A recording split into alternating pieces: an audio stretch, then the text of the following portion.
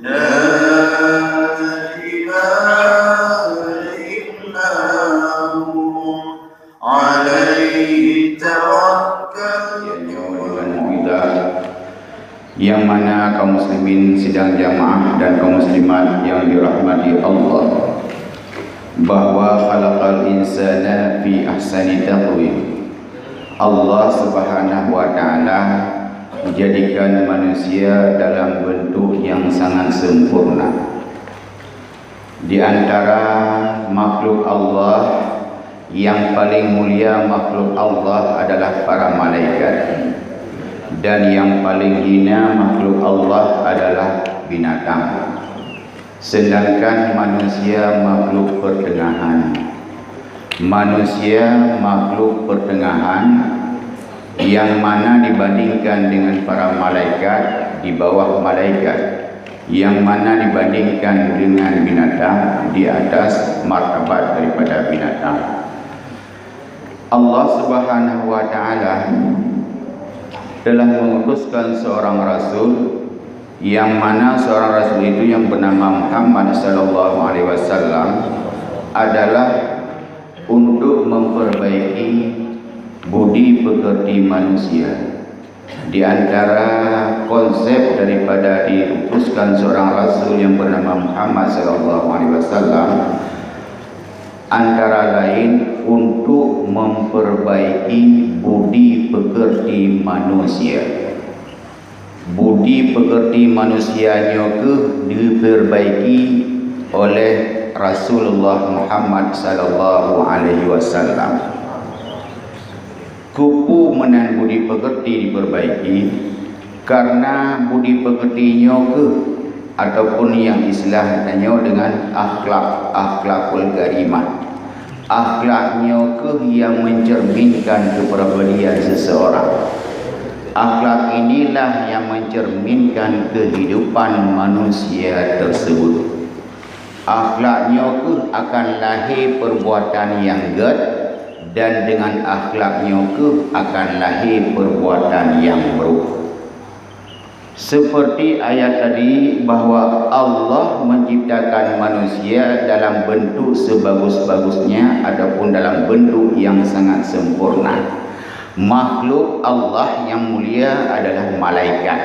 Malaikat diciptakan oleh Allah terdiri daripada antara lain dua unsur yang saling ada dan saling tidak ada pada tiga makhluk tersebut. Yang pertama adalah akal.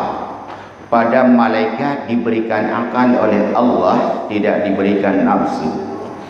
Kemudian pada binatang diberikan nafsu oleh Allah, tidak diberikan akal.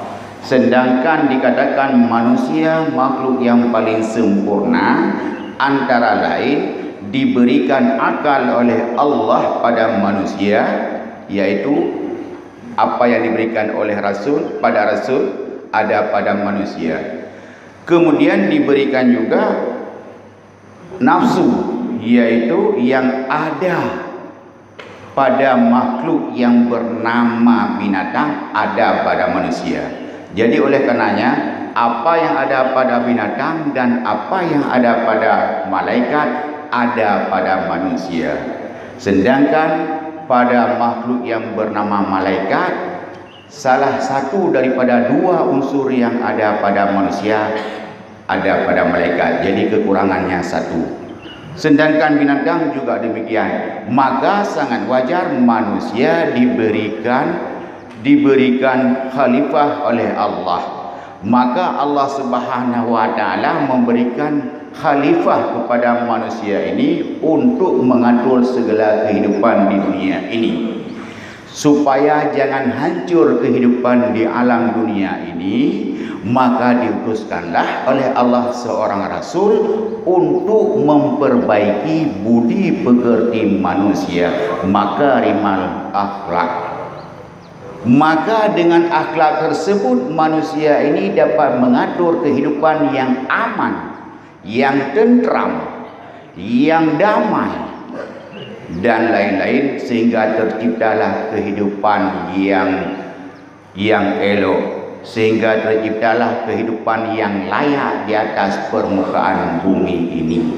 Hadirin kaum muslimin sidang jamaah rahimakumullah, maka Allah menciptakan manusia dalam bentuk yang sangat-sangat sempurna.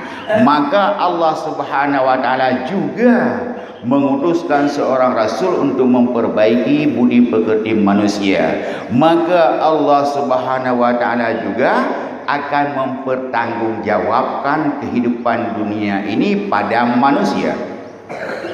Allah bak penghisapan terakhir yang na kita manyang sagai, yang na dihisap adalah amal kita manusia. Amal para malaikat tidak pernah, amal para binatang pun juga tidak pernah. Yang na kita adalah amal kita manusia. Oleh karenanya kaum muslimin rahimakumullah, setelah kita ketahui yang bahawa kita manusia yang paling sempurna dibandingkan dengan makhluk yang bernama malaikat dan makhluk yang bernama binatang, maka kita yang pertama sekali mensyukurinya rahmat yang diberikan oleh Allah tersebut. Kemudian melaksanakan perintah Allah sesuai dengan yang dianjurkan oleh Rasulullah dan oleh Allah Subhanahu wa taala. Maka dengan sesuai dengan yang kita pun uro yang berbahagiannya, bengah uro yang berbahagiannya kita dah laksanakan zikir.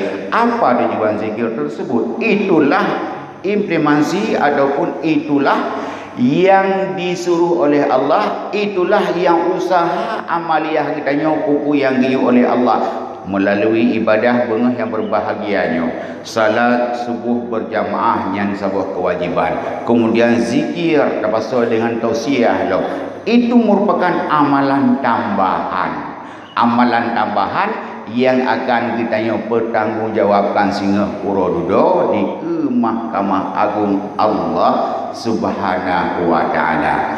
Oleh karenanya nyokuh usaha-usaha kita sesuai dengan konsep diutuskan seorang rasul untuk memperbaiki budi pekerti manusia, juga dengan zikirnya untuk petunduk hati, zikirnya untuk pejina hati, supaya hati kita tunduk kepada perintah Allah, supaya hati kita jauh daripada bud maksiat, supaya hati kita lahirlah bud-bud yang jeruk. Karena lam hatinya ke yang direbut oleh hawa nafsu, oleh direbut hatinya ke oleh akal.